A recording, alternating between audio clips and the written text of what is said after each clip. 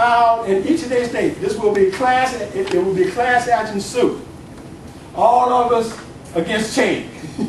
To enjoin Cheney in his capacity as president of the Senate from, we know he's a presumptuous kind of guy. But from being presumptuous enough to only unilaterally accept presidential electors from a state that has no winner-take-all stature, and only accept those who won where they represent this candidate that won the majority vote. There are 33 states, ladies and gentlemen, in which there is no winner-take-all stature. That is, there is no state law that at somewhere in the election law of that state declares that the candidate that wins a plurality of votes in these states, in this state, is awarded all of the presidential electors that the state is entitled to. And the number of presidential electors every state is entitled to is the number that they have representatives in Congress and Senate. They just do it on tradition. There's a total of 203. You know, it's 270 is needed to elect, right? 203 presidential electors vote on a winner-take-all basis in states where there is no winner-take-all stature or law.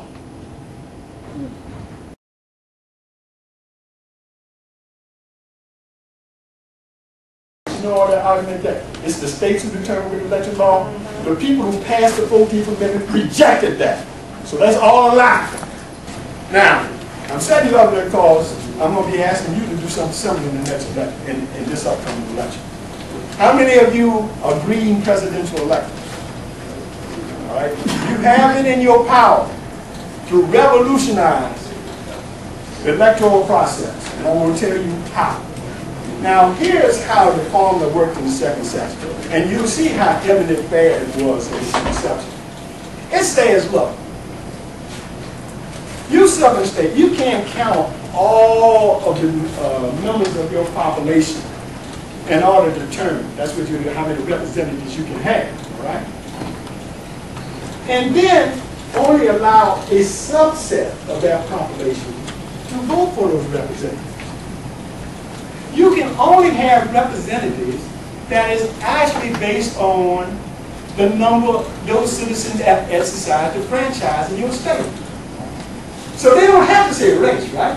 So what does that mean? If you count, like in this room, all the blacks and all the whites, in order to say we will have in a ratio a certain number of delegates to the Green Convention, you cannot then allow only the white segment in this room to vote for those delegates. That means then they say, okay, if you want to do that, then you can only have a number of delegates predicated on the white population, not the white and the black population. It's in the Constitution. Now that is how, that's just simple, but it's in the Constitution. Never been enforced. Well, so what in essence that's saying is, now let's apply it to modern days. It's not just a group of black, based on race that you determine what the discriminatory class is, but other groups. What we are arguing is, any group that is not counted, you count them in for the basis to determine how many representatives you can have in Electoral College. But when it comes time to count and to vote, you don't count them. Then you can only have representatives predicated on that population you voted for. That's the game you're going to be playing. Amendment, that's not the first section.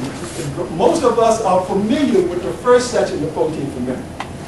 Actually, the second section, when the people were adopted, who formulated the 14th Amendment, they actually had the second section was to be the only part of it. But they didn't anticipate the Southern former Confederate States response. And this is what it says. It said, now this is the correction of, you remember the first article had to do representatives and taxes predicated on population. He is there, but it was based on home, free whites, and only a fraction of the blacks. It said, representatives shall be apportioned among the several states according to their respective numbers. counting the whole number of persons in each state, excluding Indians. I'm sorry, the Indians are still left with 0. So they're not all the way progressive. He said, but when the right to vote at any election for the choice of electors for president and vice president of the United States is denied to any, these are the key things, citizens of the United States or in any way abridged, the basic representation therein shall be reduced.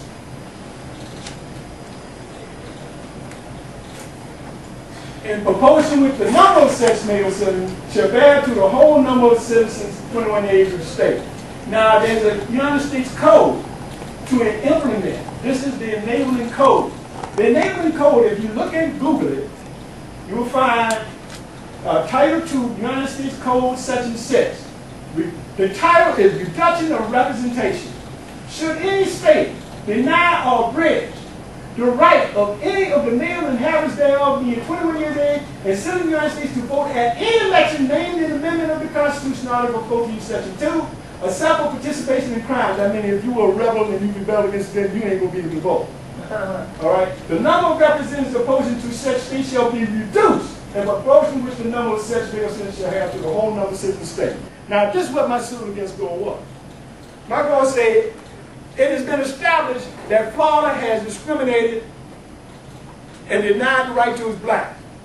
So you, in your capacity as presiding over the count of the Electoral College in the Senate, on January 6th, you were enjoined from counting the full slate of Florida electors.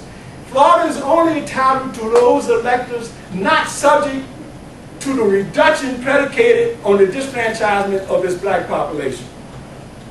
And if that had been enforced, then of course go would have won. Florida was entitled to 25 electors. The black population would have counted for some more, like 10 electors. Okay, I can get it number for you exactly. All the black ones? No. If you look at the thing, this is what's so amazing about the abolition list. It's not in proportion to the people that you disfranchise. If you have identified a class that you have disfranchised, you have entered that class. So it's based on the black population. Right. That's what's radical about this. And that's why they call them, what? Radical Republicans. I mean, that's why they call them radical. It was real radical democracy. It's in the Constitution. I was the first to try to enforce it. The number of unbound electors, that is electors that under state law are not pledged to any under state law that they must vote for the presidential candidate that won the popular vote. These are the states. There's a total of 203. It's 270 is needed to elect, right? 203 presidential electors vote on a winner-take-all basis in states where there is no winner-take-all statute or law. We're going to file a class action suit, and these suits, Green President, the Greens map, the Green Map Task Force to enforce the malapportionment penalty in all of these states. And so, you know where my contact, email me, say I'm a Green President, get your electoral number, and I can email you a PDF file of what a suit could be like for you in your particular state. All right?